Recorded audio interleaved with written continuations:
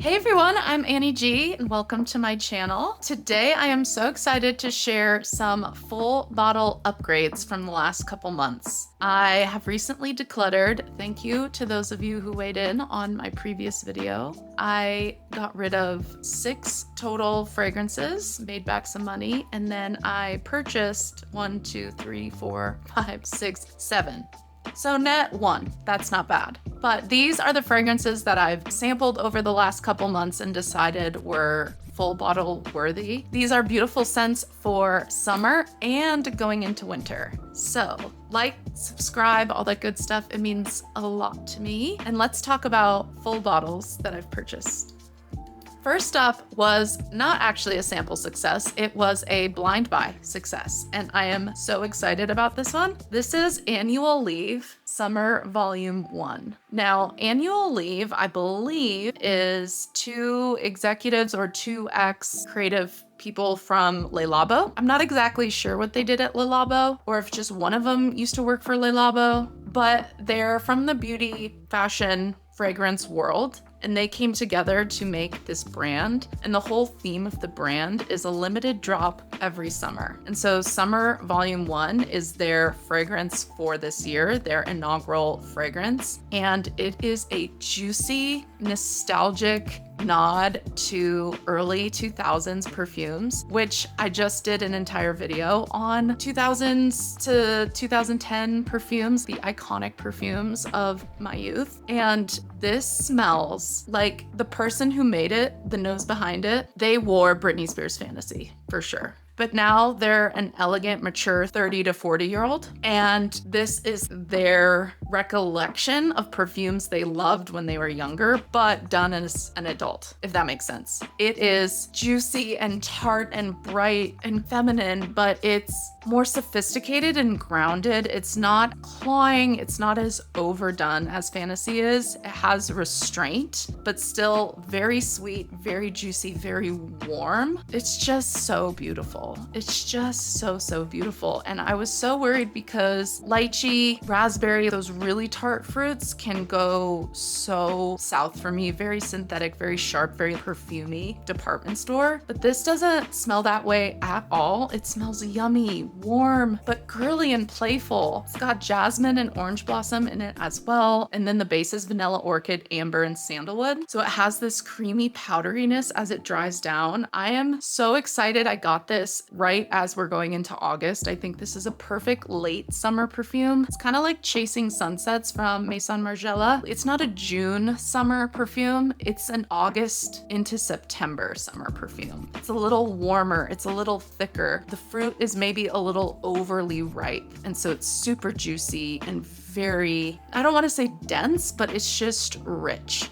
And it's so fun. They really nailed the nostalgia of the early 2000s. It literally smells like a grown-up version of Fantasy. It is so fun. And it comes in just this little 30 ml, which I am loving. I am loving brands doing a 30 ml. I think that is the perfect amount of perfume. It's not too much. It's enough where I can actually use and enjoy a full bottle, but it's not so little that I'm running out super fast. And then they can charge a very fair price. This was $98 for this 30 ml, still around $100, and it's just enough and it's really good quality. So I'm loving the 30 ml trend. I have a couple here that are that, but anywho, Annual Leave, I think it's a safe blind buy if you like a vanilla, fruity, bright, summery scent. It's kind of fun. I love the concept. And now I'm so excited for next summer to see what Volume 2 is. But yeah, I've been so intrigued about Annual Leave and I'm just so glad I bought this. Next up, I saw and audibly gasped a corn perfume. This is Corn Star from Fascent. Elegant popcorn, wearable popcorn.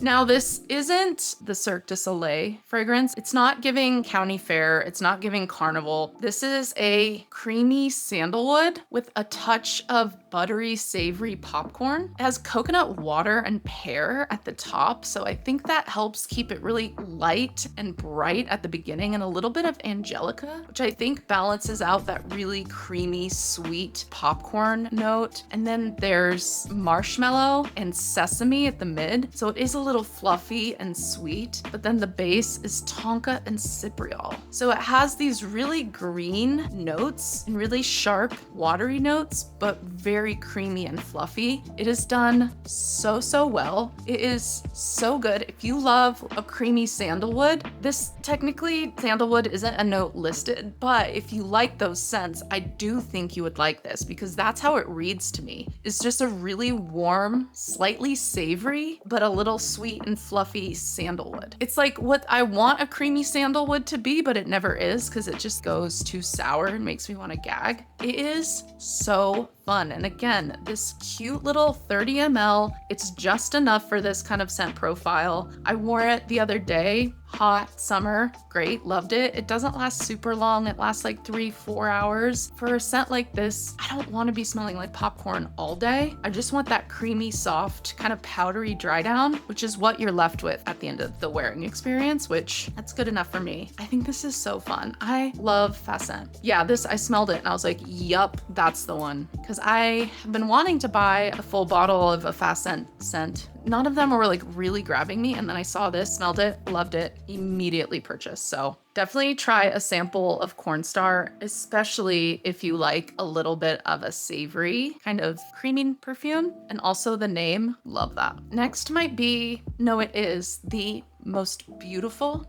tobacco fragrance I have ever smelled. And I'm not being dramatic. This fragrance made me audibly gasp when I smelled it. That is Tobacco Memories from Chambre 52. I can't describe to you how beautiful this is. This is French perfumery at its finest, taking really rich, deep notes and doing it in such a meticulously dialed and meticulously balanced way that it's not too heavy, it's not too punchy, it's not too in your face. It is soft. When I tell you the notes, you're gonna be like, that's dense. That could be thick, but it's not. It wears with a clean airiness. The top note is saffron. Probably the most perfect saffron I've ever smelled. It overwhelms me how good this smells. Just that aromatic, slightly touch bit suede saffron. Then at the mid, you have cherry and iris, okay? Cherry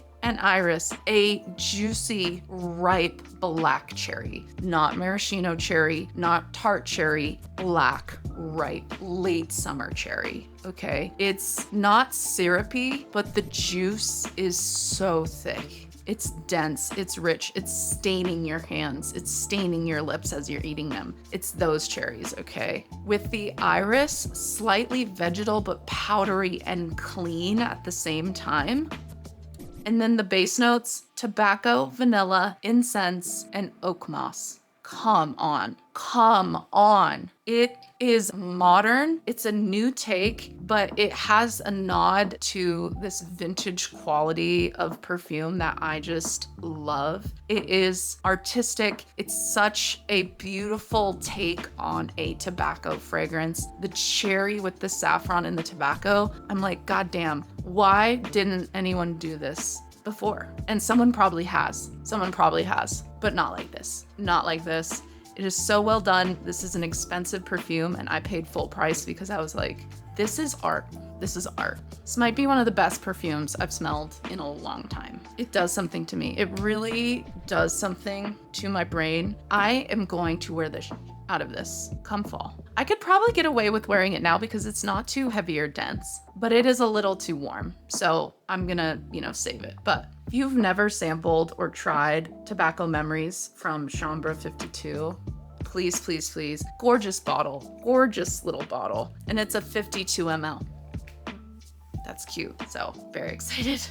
Okay, this next perfume has kind of a sad story behind it, but this is Feuilles de Lilas from Odette Perfume Co. So this is a tribute to his sister, the perfumer's sister, who was unalived in a violent attack, okay? And when I read that, I was like, oh my God. So part of the proceeds of this perfume go to organizations that help prevent gun violence. And when you hear that story, it's brutal and really intense and dark. But when you think of it as a tribute to someone this perfumer loved, you smell the love in this perfume. It is a stunning, fluffy, musky meringue, slightly sweet lilac perfume. It's kind of like Parma violets, but lilac, but not overly powdery or overly sweet. It has a maturity to it. The notes at the top are lilacs, sugar, and Mirabelle plum. I think that Mirabelle is just really tart and balances the really sweet, fluffy sugar. And then the mid, there's milk, meringue, and tiare. So kind of balances those creamier, fluffier notes. And the tiare flower, I don't smell tiare. I just smell warmth. I smell sunshine. And then the base, there's vanilla, Old Bantam, and cedar. Gorgeous, stunning, stunning lilac perfume. This, again, I smelled and immediately was like, yup. It's just $60 for this 30 ml. And I was like, okay, beautiful tribute to this person's sister. Part of the proceeds are going to, you know, a worthy cause. And what more could you want from a perfume? This wears like a body spray, okay? But I'm okay with that because at the end of the day, it's sweet, it's romantic, it's bright, it's girly, it's lilac. It reminds me of early summer, spring, joy, happy, and you just feel the love. You really feel the care in this perfume, just in how it's made and how well done it is. Fouille de Lilas, I just love and fully recommend. This next perfume I solely purchased just so I could layer it with Ilio, and that is Molecule 1 Plus Iris. This combo does something to me, okay? This combo speaks to my soul on a level that I haven't experienced in perfume in a long time, okay? This is, in my opinion, one of the most perfect white t-shirt perfumes. I don't know how you wouldn't like this, and I don't know how this would go out of style. This feels timeless, it feels chic, it feels clean, it feels like it goes with everything, it feels like it'll never go out of style. And yeah, for the layering, this molecule going down just helps fill the air, and especially with Ilio, it's so good. But yeah, I just had to have a full bottle. It's just too good. This next one I purchased after selling Tilleul because Tilleul. Okay, so someone told me that it's pronounced like Tilleul. Tilleul by Le Galion. I think I'm getting better. Anywho, this feels more like me than Tilleul did. This is a honeyed linden blossom musky ambroxan. And if you know me, you know that I'm a sucker for an ambroxan note, okay? Most of my most beloved perfumes have an ambroxan note, and this is no different. This feels just softer, more feminine, slight bit more sweet. It's a little airier than Tilleul. It's not as yellow. This feels more like buttery yellow, if that makes sense. Pale yellow. The dry down is soft and musky. I can just drench myself in this. I can overspray to my heart's delight, and it's never gonna be overwhelming, which if Tilleul, you spray one too many sprays and you're choking people out. Tilleul is just so gorgeous and so musky, and come on, this bottle, are you kidding? I love the fluting. I love how it looks on my perfume shelf, and it just feels more like me, and I love it. So yeah, I decluttered Tilleul and got Tilleul, and I'm very happy. Last but not least, Universal Flowering does these 15 mls and they kill me. And she was having a sale, so I picked up Gossamer Spirit. I just posted a church incense perfume video, which if you love a church incense, please go watch it. It was so fun. But this is a beautiful, metallic, mossy, hay, earthy, transparent, musky, fresh scent. It's so hard to describe. You know what? No, it's not hard to describe. It is very similar to Heresy, and that's why I like it. It's just more woody and earthy than floral and watery. So Heresy is more floral and watery. This is a little bit more grassy because it has a hay note. I just had to have it. Really good freshy, really cold feeling, really, it's just invigorating. And yeah, metallic, but not in a gross way. You know, sometimes metallic notes can kind of smell like, no. It just smells cold to me. Love this. If you've never tried any of Universal Flowering scents, please do yourself a favor and get the Discovery set. I'm about to own all of them. Honestly, there's nothing she's done. The perfumer's name is Courtney Refuse. She's a Canadian, and she can do no wrong in my eyes. So I'm just accumulating all these little 15 mls. Which again, great size, great size. I get the full bottle experience, but I don't have the guilt of not wearing it every day. So very happy to have this one. Okay, and those were my full bottle upgrades, my full bottle purchases, the perfumes that grabbed me when I sampled them, and I had to have more. Let me know if you've tried any of these, and thank you again for those who helped me declutter, because it made room for all of these beauties that I am clearly so stoked about and I have been wearing down. Yeah, and thank you so much for watching. I'll see you in my next one. Okay, bye.